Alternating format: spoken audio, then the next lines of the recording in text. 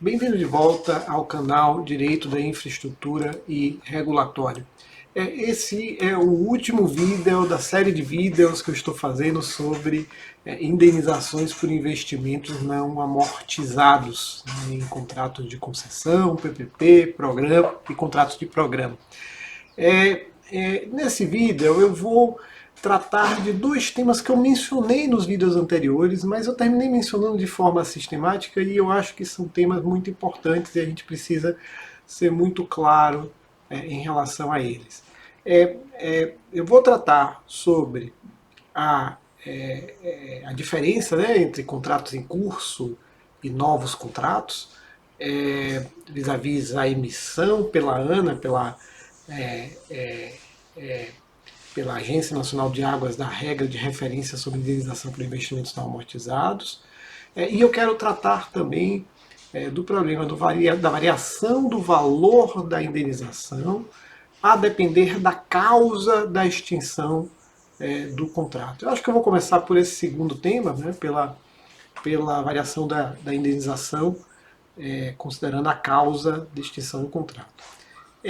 Às vezes provoca surpresa para não especialistas que o valor base da indenização seja o mesmo, né? Na hora que você, por exemplo, pega um plano de negócios e calcula a indenização, que como eu falei em vídeo anterior, é como se fosse calcular a receita que o concessionário deve receber na data da extinção do contrato para manter a taxa de rentabilidade esperada do projeto, né? Os não especialistas ficam um pouco surpresos de que o valor base, né, o valor dessa indenização, desse pagamento que o concessionário tem que receber, seja igual, independentemente da causa da extinção do contrato.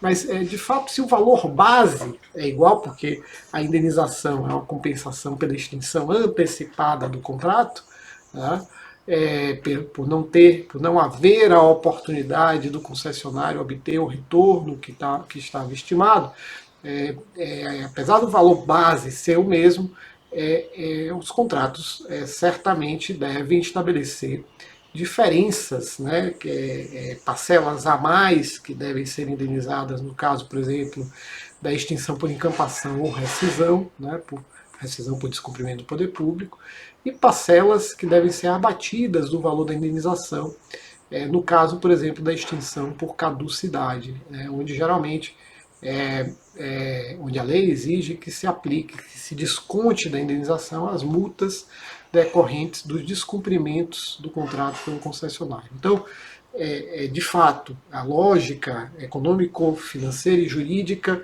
da indenização estabelece que você tenha um valor base, que é o mesmo, né, a metodologia de cálculo desse valor deve ser a mesma para todas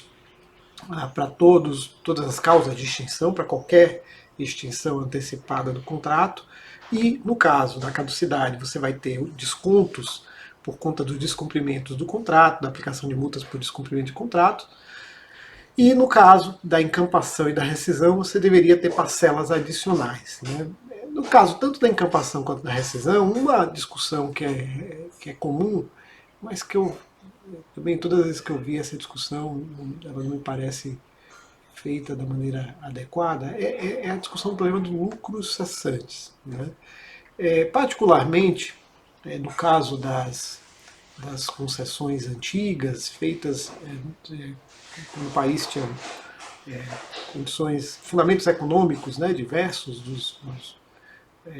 dos atuais, aquelas concessões que tinham 20, 30% de taxa de rentabilidade esperada por conta da situação econômica do país ser muito diferente da que temos hoje, é, a extinção desses contratos cria um efeito, que eu vou chamar de efeito de portfólio, né, que deve, em minha opinião, ser compensada nas hipóteses de rescisão e de encampação, né?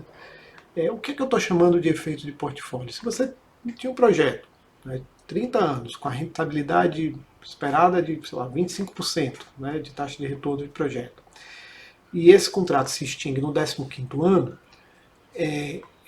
possivelmente, a depender das condições do país no momento da extinção do contrato, você não vai conseguir achar um projeto com o mesmo grau de risco daquele que foi extinto, no qual você obtém a mesma rentabilidade. Então você tinha travado uma expectativa de rentabilidade, né, de 25% por 30 anos.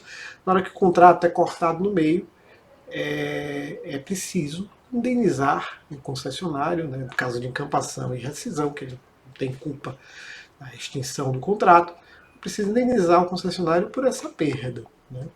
E aí eu acho que tem uma discussão complexa do ponto de vista financeiro, eu não quero aqui cravar uma posição sobre isso, mas eu acho que esses valores devem ser indenizados e deve-se considerar a diferença entre o retorno que era esperado naquele projeto e o retorno que o concessionário obteria, dependendo do que ele venha a fazer, né, nas opções disponíveis no mercado com a sua indenização.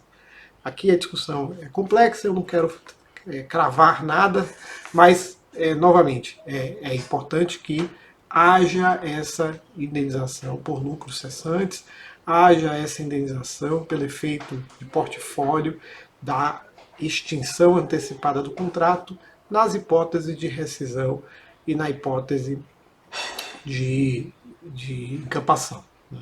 Bom, então era isso que eu tinha a falar sobre esse tema, sobre a variação da indenização, a depender da causa da extinção antecipada do contrato. Agora eu quero falar sobre o outro tema, né?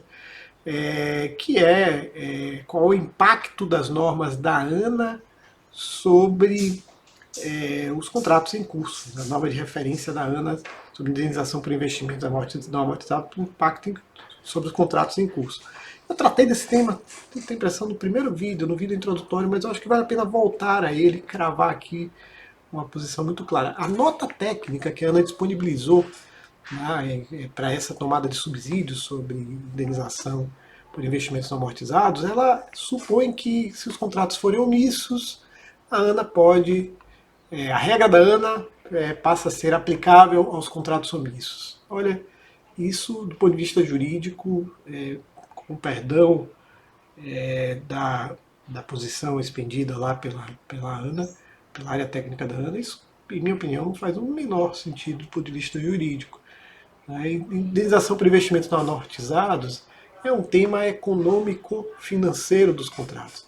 Pelo parágrafo 1º do artigo 58 da Lei 8666, você não pode alterar a condição econômico-financeira do contrato sem o assentimento do concessionário. Então, não é viável que uma norma de referência emitida pela ANA, nem mesmo que fosse uma norma emitida pelo regulador do contrato ou ainda pelo poder concedente, né, não poderia alterar a condição econômico-financeira do contrato sem o assentimento do concessionário. De maneira que a única forma de se alterar regras, ou se estabelecer regras, se o contrato for omisso, né, estabelecer regras sobre indenização por investimentos não amortizados aplicado àquele contrato por meio de um aditivo que as partes concordem, né, que o concessionário concorde com esse aditivo. Né. Não é viável, perdão, não é viável que a ANA, um terceiro, em relação ao contrato, porque ela tem a competência de emitir normas de referência que serão aplicáveis para os contratos futuros, nos casos em que as agências reguladoras aderirem às regras da ANA, não faz sentido imaginar que essas regras tenham qualquer influência sobre os contratos em curso. Os contratos em curso, se forem omissos, eles têm mecanismos para resolver a omissão. Né? Se forem omissos sobre esse tema, em primeiro lugar, as partes podem tentar articular um aditivo estabelecendo uma regra para a indenização por investimentos não amortizados, e se essas partes não chegarem a um acordo em relação a isso, a divergência sobre qual é a regra que se aplica deve ser resolvida pela arbitragem, pelo judiciário, por mediação, enfim, pelos mecanismos previstos no contrato para a solução de conflitos. A ANA não pode, pela sua emissão de uma norma, mudar condições econômico-financeiras do contrato. Isso simplesmente é inadmissível no nosso direito. Né? Então, a regra da ANA é muito importante, mas é importante para os novos contratos, os contratos que venham a ser feitos daqui para frente. Um concessionário que entre numa concessão submetida a uma agência reguladora que já aderiu, que já tem aderido, por exemplo, à norma que a ANA vai fazer sobre indenização por investimentos não amortizados, ele já assina o contrato sabendo que sobre aquele contrato, para aquele contrato incide a regra de indenização elaborada pela ANA. Então é muito importante isso aqui é uma decorrência, isso que eu estou falando é decorrência da proteção ao ato jurídico perfeito, proteção constitucional ao ato jurídico perfeito, não descabe a ANA estabelecer regras sobre isso. E eu só estou enfatizando isso muito, só estou falando assim dessa maneira enfática porque está escrito algo diferente disso lá na nota técnica disponibilizada pela ANA. Então, são esses os meus comentários sobre indenizações por investimentos não amortizados. Espero que vocês tenham gostado da série de vídeos sobre esse tema. Se você gostou, por favor, curta o vídeo, se inscreva no canal para receber nossas atualizações e voltaremos em breve tratando de temas relevantes para o setor de infraestrutura. Obrigado.